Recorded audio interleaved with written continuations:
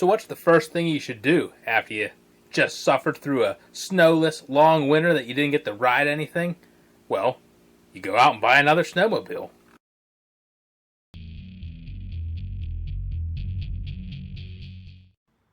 So we just got this sled, fresh out the back of the truck, and we tried to fire it up. However, it's not one of those eco models. It won't run on water. Drained about a gallon out of the tank. And since there's actually a bunch of water now down into the engine, we got to get it running so we can blow all that out and stop the corrosion. There was also some leaves that were sitting in the airbox that went in, and luckily they got filtered out by the reed cage.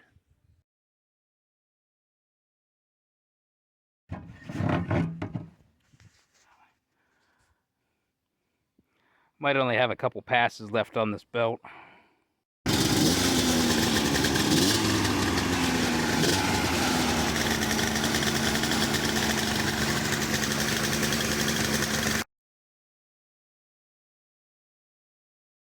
So what's better than one crusty old sled? An even cheaper, more crustier old sled. Now obviously you always need more parts sleds. So when this came up for $100, well, why not? I mean, that snow flap alone is pretty much worth it.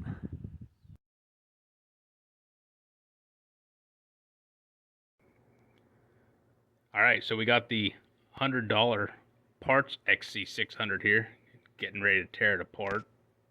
So the motor was sort of stuck. With some judicious pulling, it sort of moves, but something's not right. I have a feeling it possibly could be the water pump that's seized, and if not, it's most likely the bottom end bearings, which, well, that's not good. But it's got the factory extra 10. Man, I'm sure there's a few parts that we can scrounge off of that thing. See if there's any extras in the toolbox.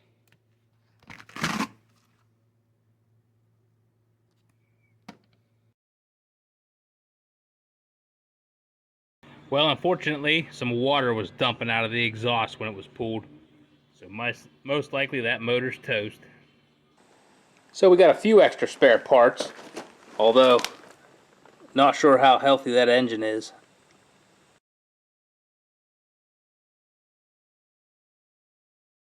Alright, well, we're like 2 weeks away from the season opener. We just pulled this thing out of storage. And just pulled the tarp off, and I'm pretty sure there's a yellow jacket nest somewhere because they're angrily buzzing around. On today's episode of Good Things Come to Those Who Wait, we see if procrastination pays off. We've got an entire 2 weeks to take this thing from not even being started working on to race ready. And there's no minute like the last minute to get working on a new project. It's been sitting in premium storage underneath the tarp. All the dump bees have been keeping an eye on it. I'm only half joking. That was that $50 tarp. Now I know we're breaking the budget here. $400 for this thing. $100 for that sled? I mean, sorry, but I mean, sometimes you gotta, fork out the dough to run with the big dogs. Just nothing but the best for barn fresh racing. Already cleaned out the trunk. Oh, got a semi-current trail map. Well, see if those dump bees are in there. Of course, the hood cables are always broken.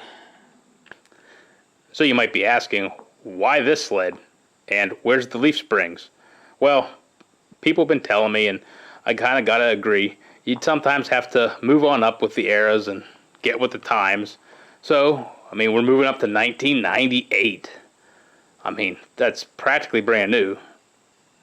And since the 600 is a more common displacement, can actually run it with all the new sleds. Have some different classes to jump into.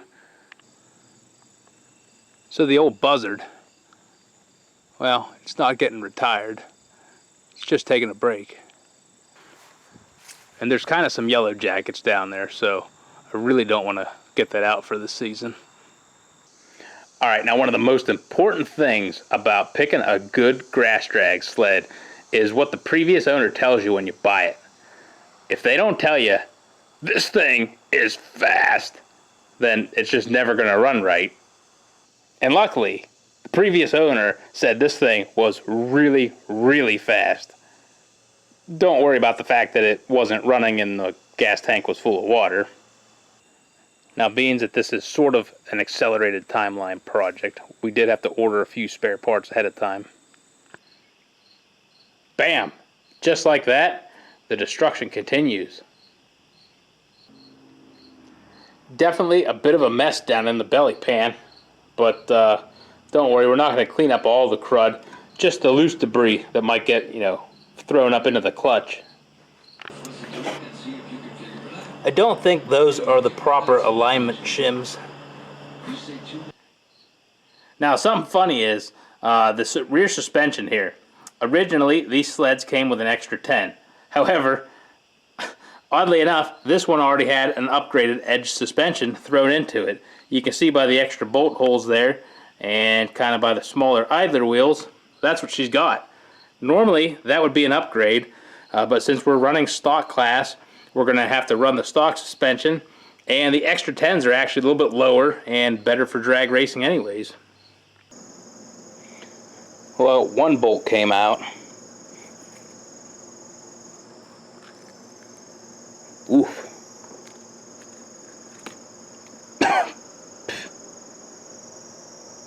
She might need a little bit of fluid.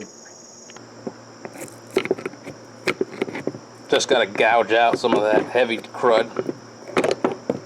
Got a whole bunch of PB Blaster in there. See that windshield there? That's all great for aerodynamics. Now that things are nicely torn apart, it is time for the indecision to start.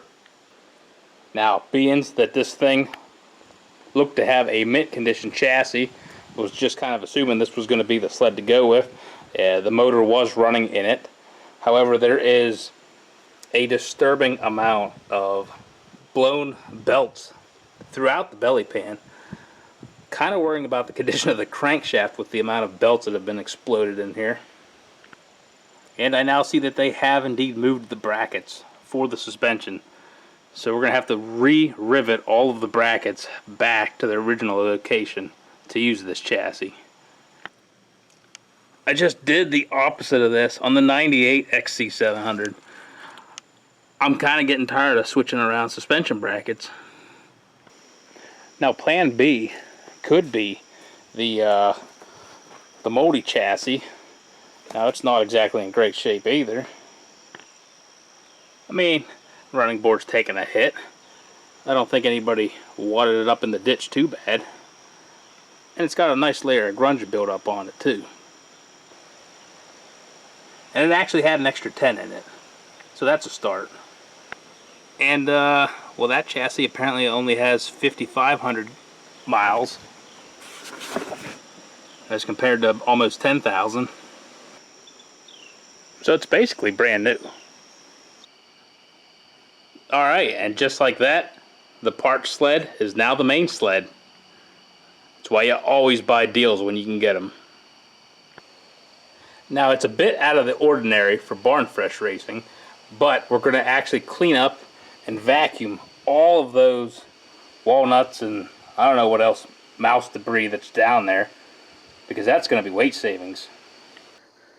Still working on getting that whole chassis cleaned up, and in the meantime ended up having to source a different extra 10 rear suspension. That one is pretty rough, and all the bearings are seized, shafts are seized in there, and really just wasn't worth messing with that. Because when you can pick up one of these for like 50 bucks at the swap meet, well, that's why you buy and hoard parts. So we actually have a pretty decent condition extra 10 here. Shocks need rebuilt, but you don't need shocks for grass drags, so we're just going to roll with this. Been going through, getting all of the limiter straps loosened up, oiled up all of the adjuster bolts there. Nice thing about the extra 10 is you actually have a Well, you've got a limiter strap in the back also, so you can use those to adjust the height and get it down where you want it. Greased up all the cross shafts. And even though most of the bearings spin, we're going to go through with the syringe and inject some oil into all the bearings and just make sure all the wheels are spinning freely. Not even totally against putting in some of those new cheap bearings in the idler wheels, but we just don't have the time right now. If you can tell by the storage dust on here, this track's been sitting around for a little while. Kind of always was waiting for a project where I just needed way too many studs, and this might be the one.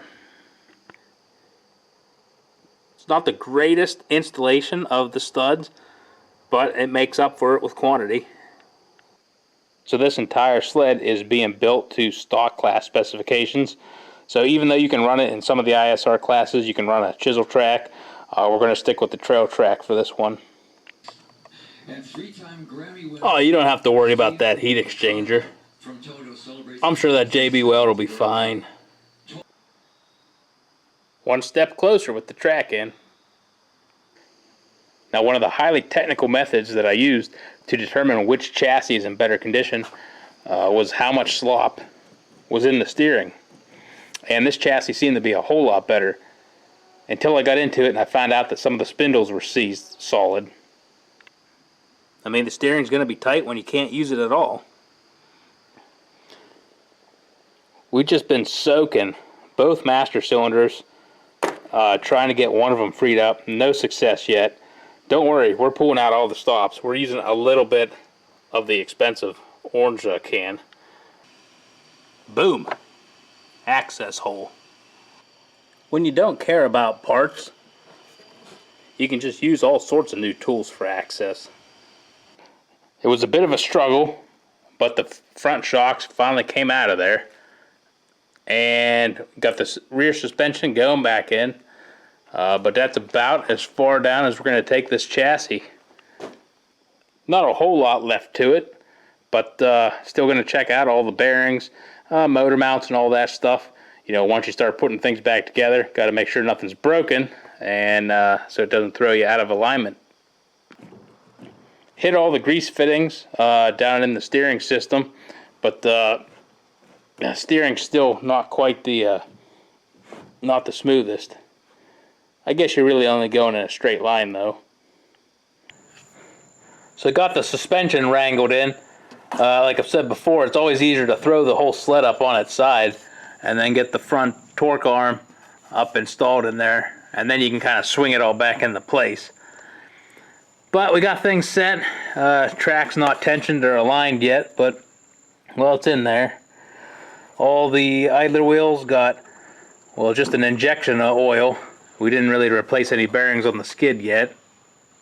Not sure how, but that chassis definitely took a pretty good hit. Been trying to grease all of the pivot points, and the steering is still pretty stiff.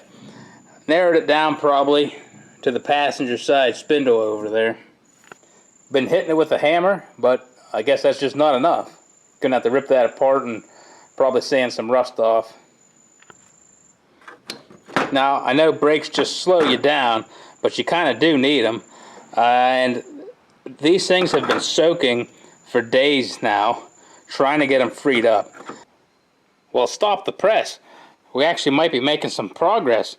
Just been hammering this, piston freeing tool into the master cylinder there, and it might have actually came loose a little bit.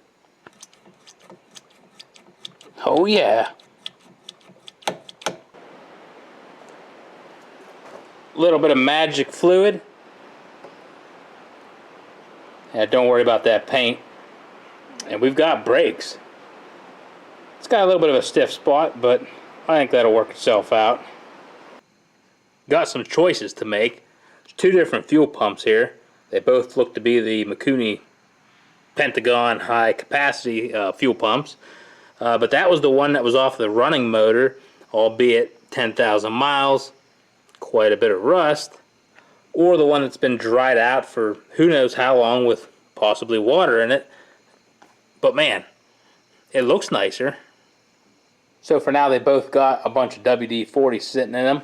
and hopefully that'll loosen them up. Alright, well, we got about 2.5 days before this thing's got to be running and racing. Alright, so back to the stopping issue. The brakes. I've really tried to get this thing worked loose. It just continues to keep seizing up. And when it does that, it's putting too much drag on the brake rotor. And, you know, amongst performance issues, if you ever needed to tap the brake real quick and let off, it would just lock the track up for like 1.5 seconds before it let loose. So that's not really good. So we went on to Amazon and got a master cylinder for a Arctic Cat 4-wheeler. This was like $12.98 shipped, and it has the NPT, I hope, end there to go into the brake line. And I just sort of chopped up and mangled another brake lever in here so it didn't have the absurdly long one. Well, that's definitely not the right thread. That's made for like a brake line inverted flare fitting, and that's NPT. Son of a... So we're really scraping bottom of the barrel here, going through the spare Thundercat parts, trying to see if the master cylinder for that would work. However, it also has the brake line fitting. But down in the bottom of the pile, a piece that I'd normally just got rid of, because I think this master cylinder was kind of hanging up and dragging, there's a brass fitting that looks like it might be the adapter. I don't know what I was thinking, it's backwards. I needed to go from NPT to brake line inverted flare. Well, we kind of had a cheat. So the the master cylinder here is off the 98 XC700, and it works well. Although maybe we'll end up swapping the 98 XC700 over to a new master cylinder, but we need something to keep us from going. Had to let the gas tank sit out in the sun for about a week to get all of the water finally out of it. Man, there was a lot of water in there. Anyways, pulled out the fuel line pickup, and surprisingly, I mean, the fuel line seems pretty soft. And since Tygon's expensive, well, we're just going to jam this back in there. Pro tip, if you ever got a Polaris tank apart, throw a hose clamp on the fitting right there. That'll help keep it from cracking if you tighten this up just a little bit too much.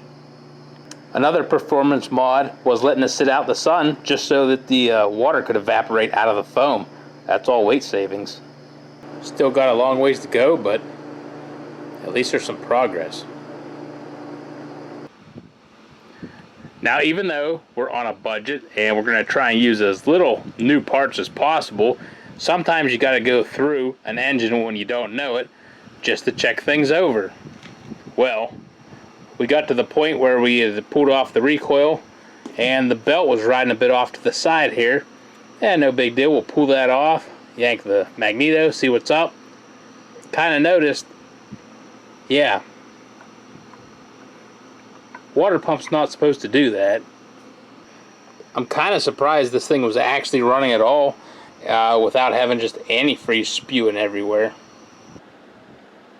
Wow, that escalated quickly. So due to the bad water pump, well, we got everything nicely organized here, and we're going to go through and basically just clean up the engine, make sure that no seals need replacing, and put it back together. Got to go through and try and source the best quality parts for this thing. So there's the 5,000 mile clutch, 10,000 mile clutch. Probably go with that one. Probably go with the higher mileage fuel pump, just because it actually had fuel still going through it. Probably go with the high mile carbs because, well, they're not seized. Both sets of gearings were stock, so not a lot of options there.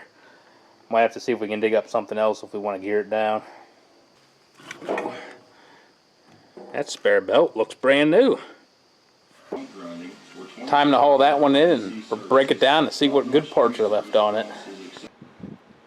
Alright, so we're trying to rip apart the parts XC motor to see what we can salvage off of it.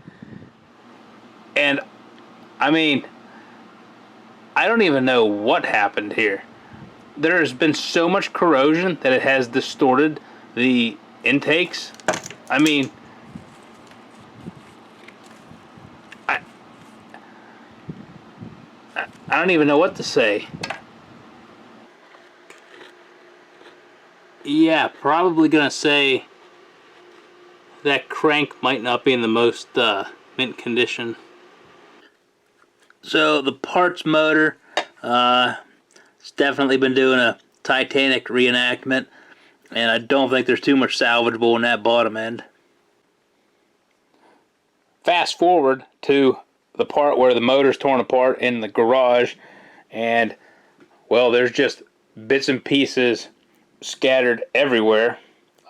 Looks like about 2.5 XC600s just exploded in here. The first clutch off of the running sled, turns out there's a bunch of rust that sort of started on the shaft there, and possibly corrosion that has actually shrunk the bushing there on the movable sheave. Well, that would explain why this thing's been burning and blowing up so many belts, and even though the spring's out, you can't even compress that clutch. So I'm going to say that one's probably shot, or at least slated for a rebuild. The non-running sled seems to have a decent clutch, and since it's got half the miles, we'll probably roll with that secondary also. Carburetor's been putting up a fight. Got some trapped choke plungers that won't come out. Was trying to do some research on the carburetor settings, and it sounds like you want to use the 6.0 series slides. Well, all we've got is 6.5, so we're going to reevaluate and determine that these are the ones we need. Tuning can be easy if you have limited resources.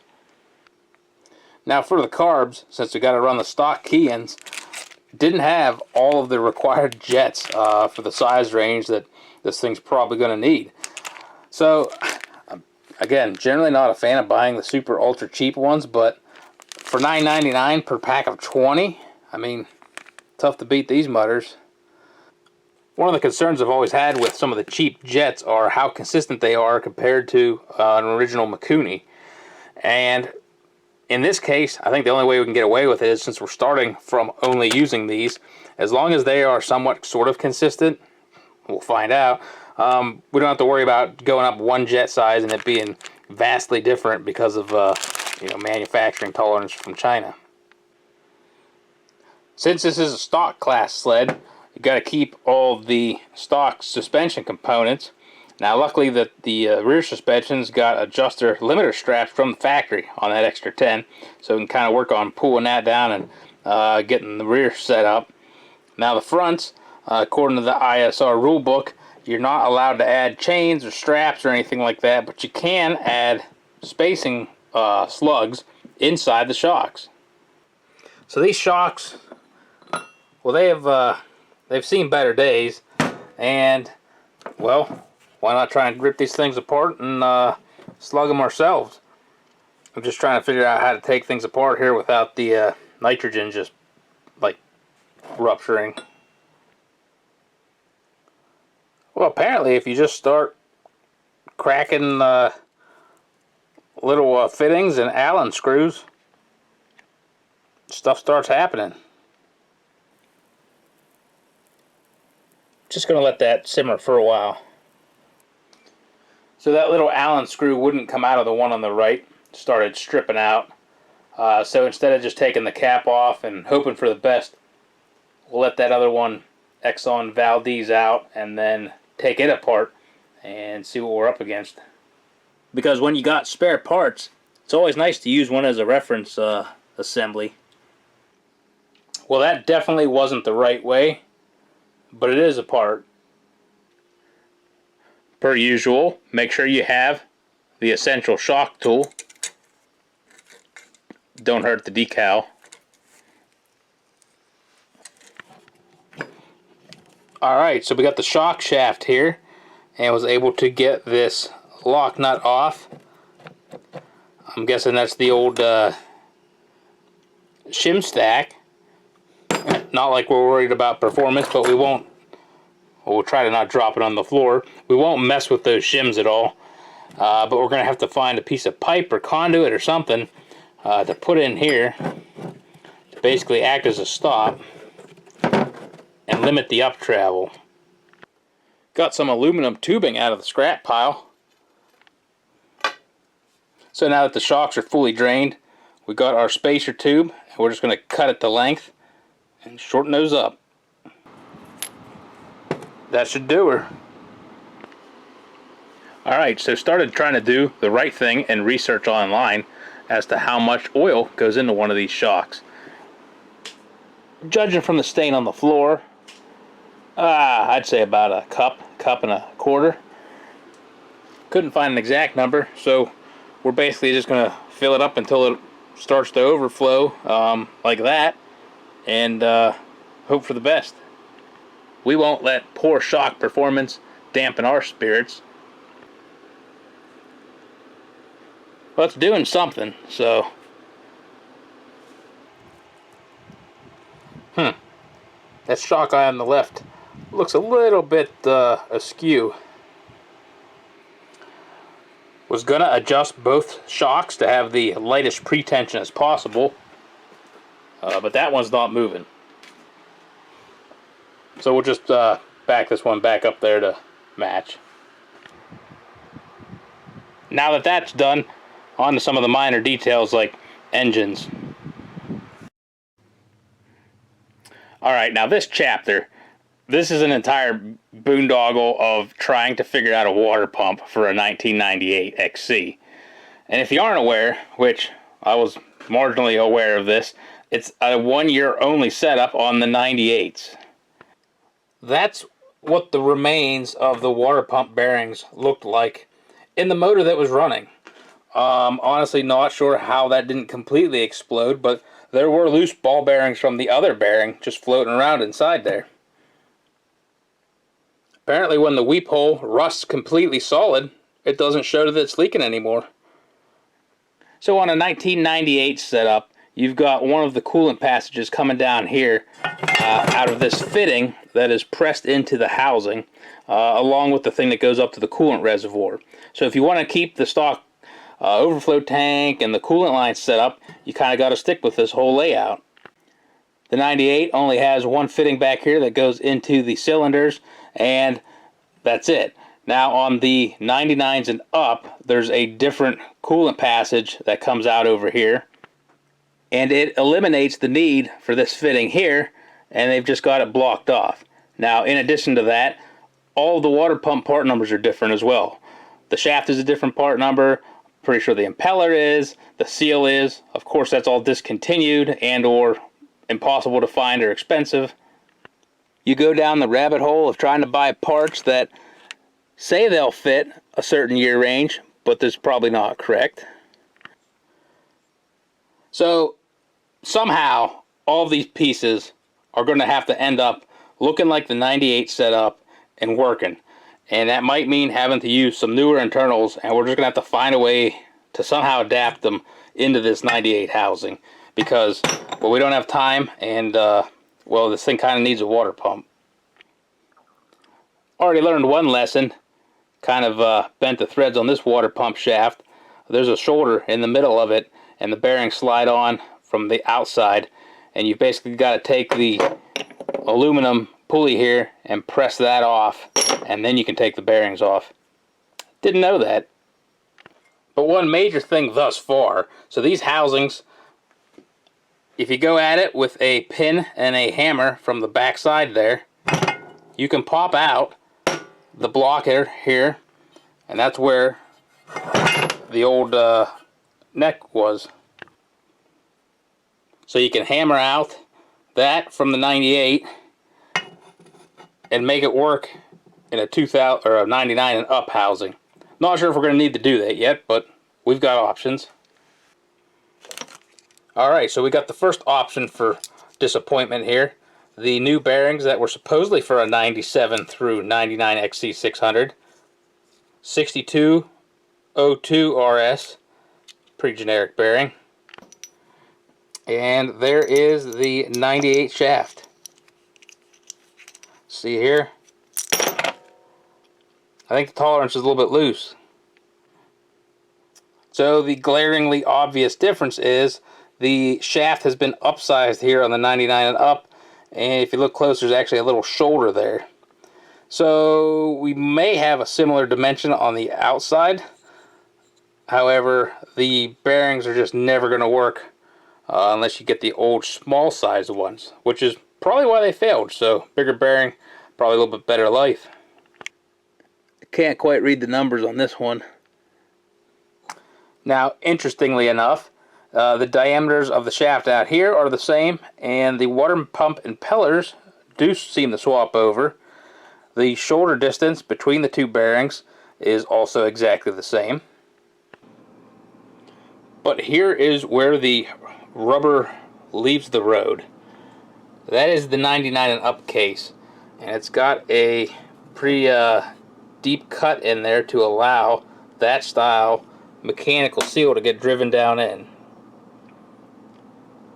The 98 has no such cutout, and it's got some type of a different rubberized seal on the external instead of that dished metals type seal that's more common these days. So there's the standard mechanical seal that goes into there, and this was the weird kind of crazy rubber sleeve on the outside style. These seals work by having like a ring of carbon-like material with another opposing side of a ring of white ceramic that presses against it, and that creates your waterproof seal, but it's still slippery enough and it's finely polished that it just can spin on itself and provide a mechanical seal. You can see the ceramic portion there. So at this point we've got this slightly more worn than advertised 99 and up water pump shaft. I bet at least it was cheap and fast shipping on eBay. And we're deciding whether to either try and destroy this thing, removing those good bearings to replace them with some cheap ones. I mean, meanwhile, these ones just had a little bit of rust in them. I think some oil should take care of them. They seem pretty good still. Probably rather have a second-hand Japanese bearing than a first-hand origins unknown. We'll give both bearings a shot of oil. Now, when all these pressed pieces were taken apart, there's no sealant in there. It's a pretty tight fit. Now, I cleaned it up. It should work. Still probably going to put just ever so slight amount of sealant on there, just in case. Got to get this thing angled right, too. Well, first attempt to press this back in didn't go so well. It started getting kind of cattywampus in there, and you could see where the aluminum was sticking and transferring. So we're going to put a little bit of sealant everywhere, just as some lubricant to try and get that thing down in there. Well, note to anybody else that tries to do this, I even tried heating this thing up with a torch. I would say clean that thoroughly and probably don't use any RTV. Maybe put some heavier oil or grease on it to try and get that down there. It was getting to the point where the 20-ton press was actually feeling it a little bit, and that is as far down as it was going to go before something was going to shatter. You kind of have a nice flat spot to press on there to get this thing down in there, but I'm pretty sure that aluminum is just going together, and that's all she wrote. So where it is where it is. Hopefully it doesn't leak.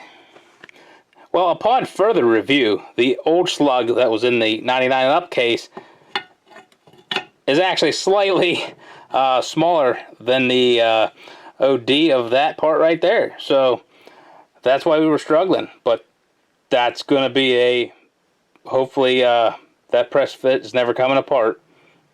So if you're doing this, take some sandpaper and, take 10/1000ths off or so of that. To make it a nice snug fit down into the housing. Not a barbaric force fit. So there's definitely some weird stuff going on with how the inner part of that seal sort of is a press fit over the water pump shaft. I actually bought, it was pretty cheap, it came with a seal and one of the seal drivers, which has a few different diameters. I mean, you're not quite going to be able to use a socket for this because this pump shaft has to go up through the center. Anyways, It bound up a couple of times, had to tweak it back and forth. Fingers crossed if it actually works. We do have one other cheap seal bought as a spare. Hopefully don't need it, but woof. Another thing too, you got to make a custom gasket because this is now still part of the sealed passageway. The gasket for the new ones don't have that. And there it is. It spins free. Haven't pressure tested it yet, but well, starts leaking too much, maybe we'll just you know, nah, don't worry about that. So the crank seal, not going to replace that because we'll just intend that we're going to have to take this thing off again to do some water pump work. And through reverse psychology, that just means that thing will never leak and we'll never get around to replacing that crank seal. Spent a bunch of time making a custom gasket for the water pump cover there because the 99 doesn't fit, and then found out that the gasket set has both gaskets in it, so just spent all that time for nothing. Alright, down to the next to the last minute and working on putting the crank back. Everything was looking good, the bearings were spinning over. However, we found that the second in line PTO bearing right there, well, that bearing shouldn't slide that easily. And if you really look, the entire thing is walking on the crankshaft there. Now we did measure it. The other bearing that was on the end was still a tight press fit. That's what you want. You don't want the inner race walking around on the crankshaft. And measured it. This bearing has a worn inner race. I'm likely that it would allow this whole crank to just be flexing a little bit, which isn't great. And well, we're going to have to go out in the parts pile and try and rip another better bearing off a parts crank and slide that on there.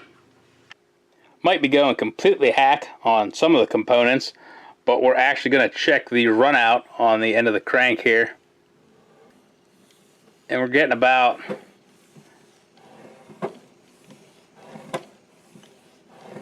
about 4 thou, 5 thou. Don't know what the factory spec allowable is, but I mean, going to try and improve upon that while we can. So we marked the offending high spot, and then we're going to get our crank tool, a big chunk of brass, and start whaling on it. That probably did nothing, but we'll work our way up in intensity. Alright, and after way more violence than you'd expect,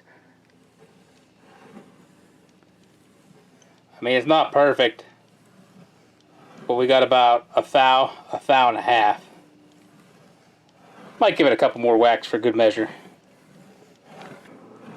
Well, it's hard to spin and keep both rods off the table at the same time, but we got it basically down to less than 1,000, so calling it a day. Hammering in some bearings with the multi-purpose bearing driver and post hole digger extension. One step closer, one new crank seal. It's coming along all right. Nothing crazy going on here.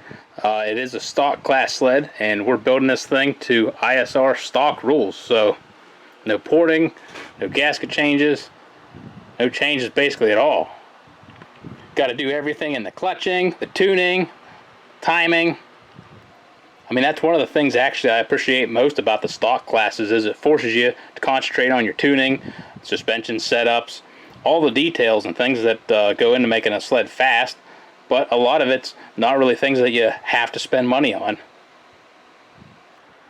Was going to hose these down with carb cleaner, but a little bit of dish soap and water is cheaper. So the cylinders, these ones have 10,000 miles on them, and there's some slight spots above the exhaust, and right there at the top of the land where the Nicosil is starting to kind of wear through a little bit. There's a couple of spots on both sides of the cylinder, but you know what? It's probably got another few hundred miles left in it. I mean, the whole thing is just basically broken in. Yeah, get those pistons rebuilt. Leave all that carbon on there. That's just free extra compression.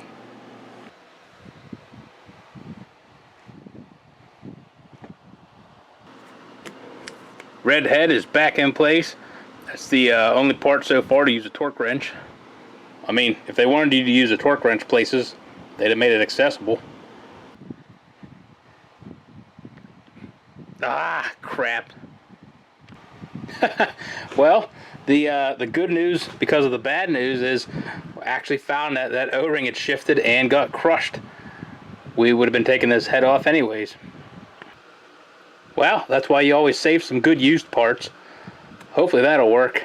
And man, you know, you always got to make sure you either stretch these things out or you end up having to try and compress them into those grooves sometimes. You think you've got it all set, they're sitting there all nice, but as soon as they go out of sight before that head goes on, something just pops out of place.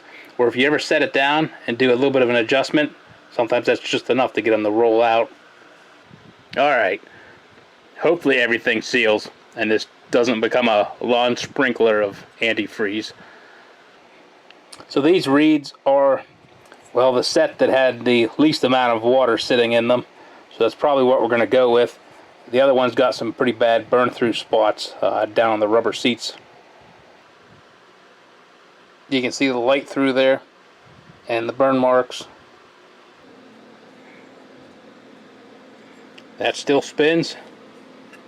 That still spins. No gaskets for these. There's kind of a rubber strip around the reed cage, and that's what does the sealing. Have to keep an eye on these for air leaks though. The 90H didn't have a thermostat from the factory. Don't have to worry about removing it. There was a whole lot of metal debris and chunks of these, like pieces of semicircular, you know, just bits. Couldn't figure out why all that was stuck to the inside of the pickup here. Turns out it was all the debris from the water pump bearing just getting destroyed and gathering itself here on the ignition trigger. There it is, all buttoned up and complete. Well, except for the carburetors and the clutches. But it's got the pull start. According to ISR rules, you can run premix and plug off the lines, but the oil injection pump itself has to remain intact in place and as it was from the factory. So put some vacuum caps on all the oil injection ports. It may be a mundane detail, but going through, cleaning up, adjusting, and tuning the clutches, that's where it's at.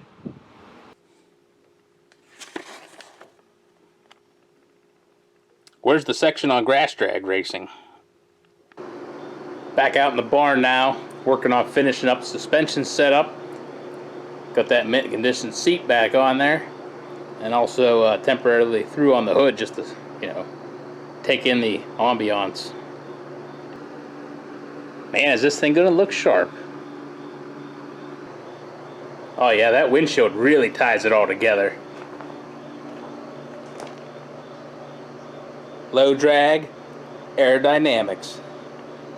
It's hard to find one of those purple OEM Polaris windshields.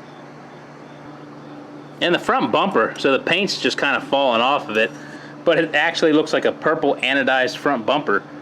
I wonder if that was an aftermarket deal from back in the day. Now the old flap just wasn't going to cut it, and it was sort of breaking apart there anyways. I mean, that should fix it. I don't have the straight edge of the right size, so we're using the piece of a beer case to align the gears, which doubles as the list of things still to do. Stole some of the wheels off the extra suspensions I had laying around. Anything you can do to get it to roll easier. Now, out of the couple of sets of carbs that are hanging around here, each one of them has a choke plunger that is just severely corroded and anchored in there. So now I don't have a functioning choke cable between the two. I'm going to have to try and take apart the one good side of each choke cable to make one cable. So with a screwdriver, you can pop apart the choke assembly, and you've got the two little cast end balls on the cables. If you heat that up with a little torch, it being that it's larger than the hole through the body, it'll just melt and make its own way through.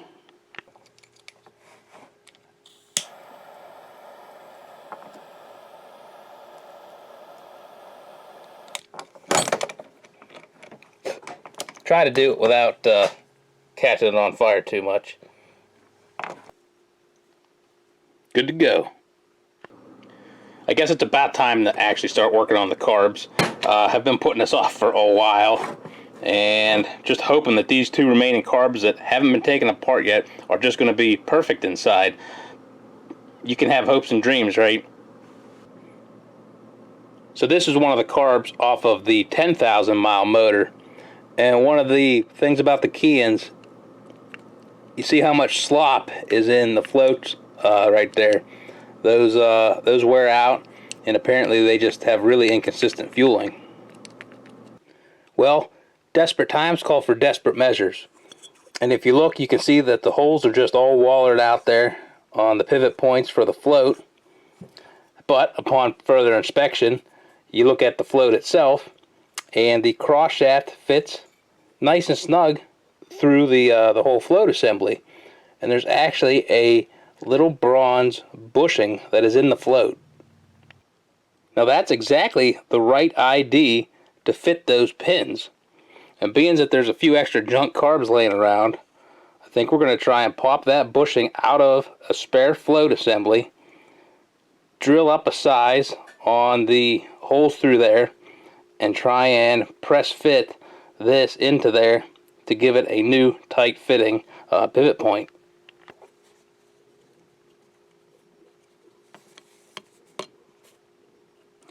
0.140 outside diameter of the bushing, and a 9/32 drill bit is about 2 or 3 thou under. Perfect. Now you want to do a precision machining operation here to make sure you get that hole for the bushing square, center, and to size.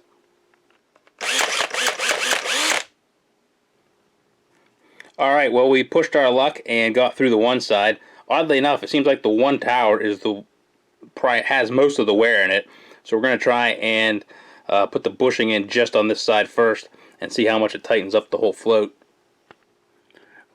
Well, there's a little bit too much slop in the machining process and not quite 100% press fit. Probably should have started with a smaller bit and then worked our way up. Alright, so now that we got the little bushing here, well, how are you going to keep it from just falling out inside there? I mean, the bowl keeps the pin from coming out, but I really don't want this little chunk of brass all of a sudden falling out. So we're going to basically swedge one side to sort of flare it open just on the corner, and then we'll put it in there through this side, and then when you put the float assembly in, it'll keep it locked in place and they can't fall out. Just sort of jammed it onto a punch pin there to flare up that side. So there it is.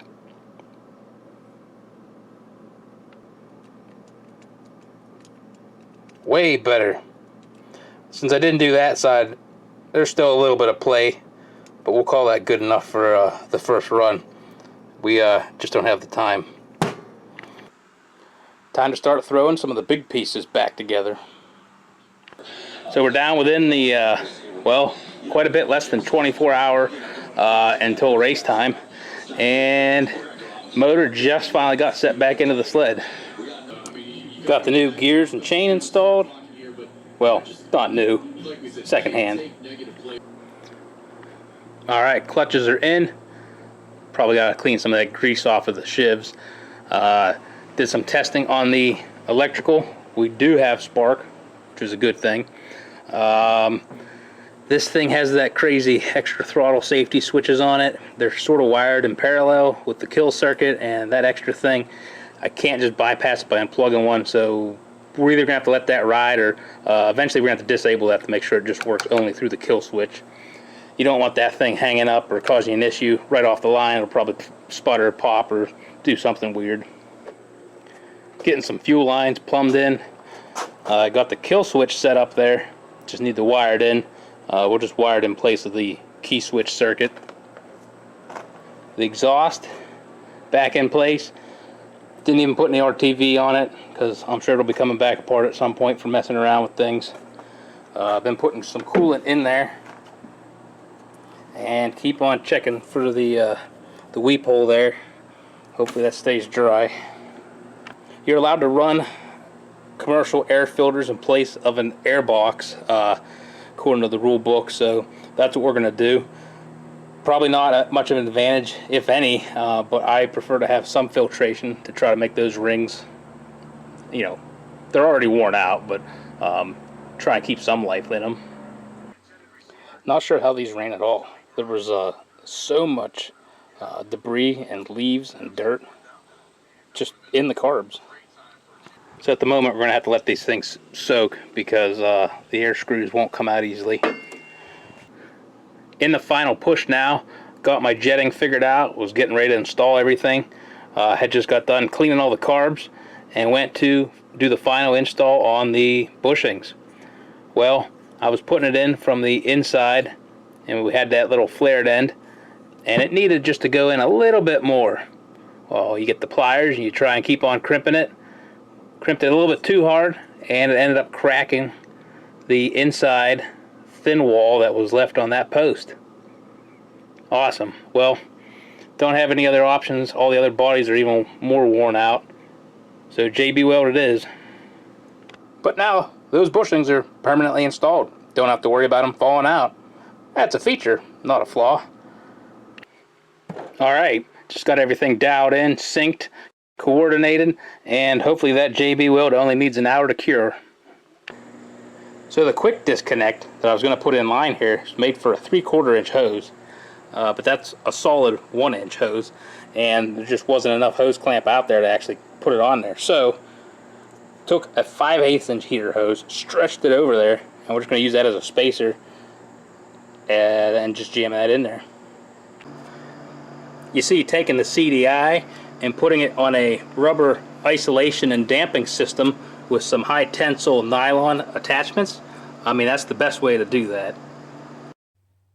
Well, we are once again out in the trailer robbing parts off of a nicer sled to try and get this drag sled running. I bought the wrong freaking belt. Alright, almost time to get this thing hopefully running, but I forgot to get some good gas, so this is just some old premix that came out of a sled last year. Not really sure, but we're just going to do a temporary setup here and put some fuel into the carbs directly at the inlet of the filter there. That way we don't have a bunch of old gas in the tank. We'll get some fresh stuff mixed up before the race. Haha, non-government gas can for the win. Alright.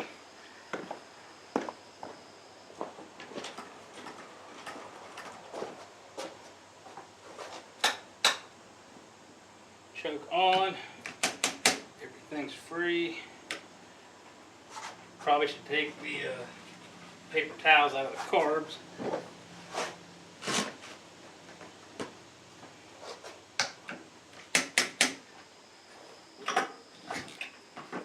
See what happens.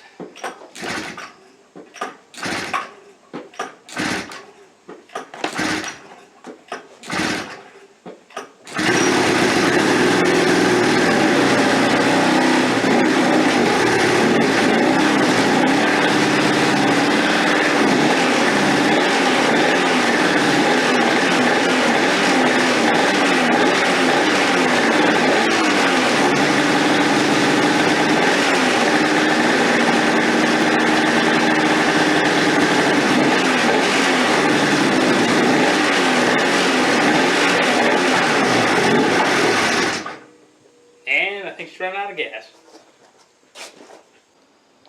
Well, it's sputtering and coughing and really only running on one cylinder until you get the RPMs up. Isolated it down with the temperature gauge and basically just feeling. It's the mag side, it's not quite popping all the time. Squirted a little bit of gas in there and it seemed to get better, so I guess we got to take that carb apart again. So pulled the carb off, went to drain it, and there's nothing. Not sure if we was getting any fuel either.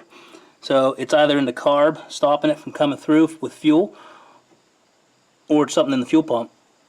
Poured some gas through there, and well, from the mess it's getting, I mean, fuel is flowing through. Nothing was obviously amiss in the carb. The only thing is I tried blowing some air through there and working the float valve to see if it would, you know, stop the air. And it was getting a little bit of air, but neither. I couldn't really tell when I was raising the float. All of a sudden I cranked up the pressure and pff, I think something must have been plugging the needle and seat in there. So I'm going to put it back together and try it again. So I'm trying to do good and keep dust and dirt out of the engine, but the filters are starting to sort of decompose on their own. Most of the rot seems to be on the outside. Hopefully not any gets into the engine. Can't be worse than them leaves and twigs that were going through there before, although this isn't organic. But foam is petroleum based, so it's basically just like a little bit extra oil. Alright, well, we even put some fresh gas in it now, and well, it definitely runs better on 2 cylinders, so that's a start.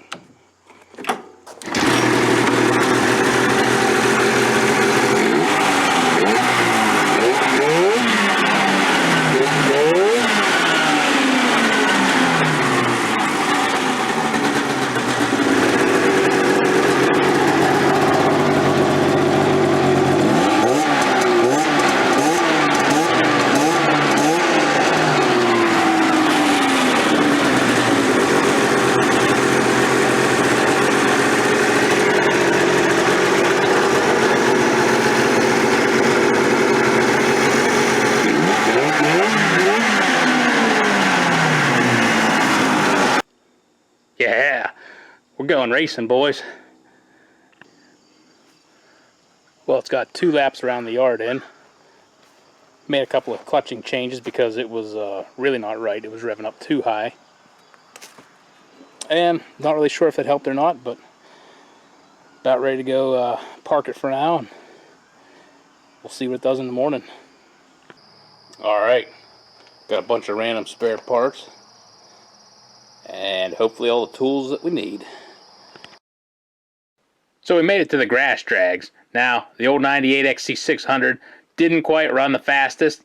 Well, that's what you're going to have with a new sled, and there's always going to be some growing pains and a lot more tuning to go, but at least it got out there and ran. The old mod sled ended up doing pretty good.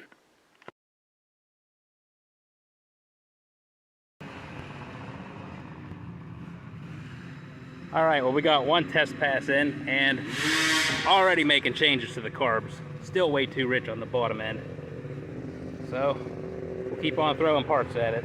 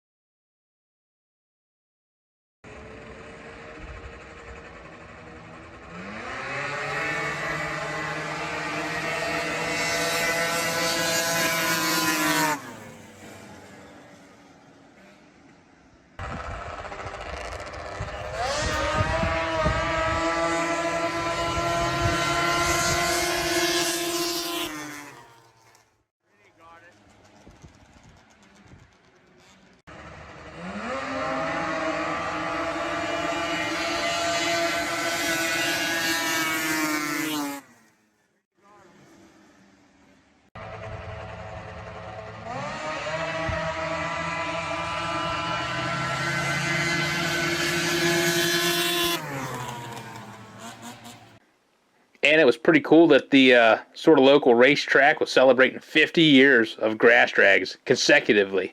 That's something. Always like seeing some of the smaller, more local tracks still going out there. I mean, yeah, sometimes people might not like all the more basic sort of track features and the way stuff is, but you know what? That's how things were often run back in the day. You look at grass drag photos from years past, and man, they had ruts a foot and a half deep, and it looked like they were just running out in a cornfield. Racing in general on a more local basis is kind of the grassroots effect. I mean, that's where you get people coming out, trying, cutting their teeth. I've been amazed over the years how many new people continue to show up at the tracks. Maybe they only race once or twice, but I bet you they got memories that they're going to remember forever.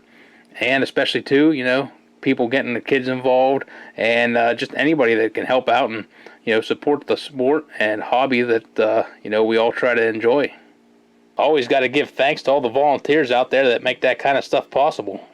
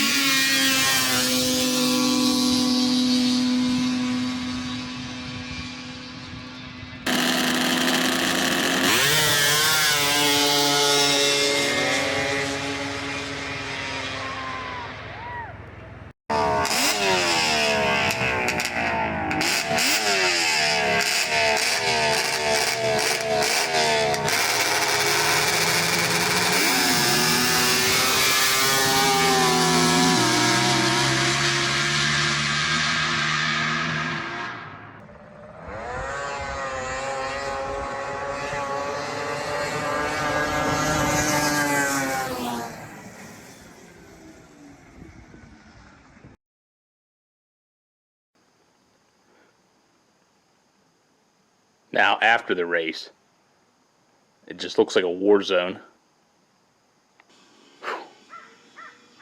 Just parts everywhere.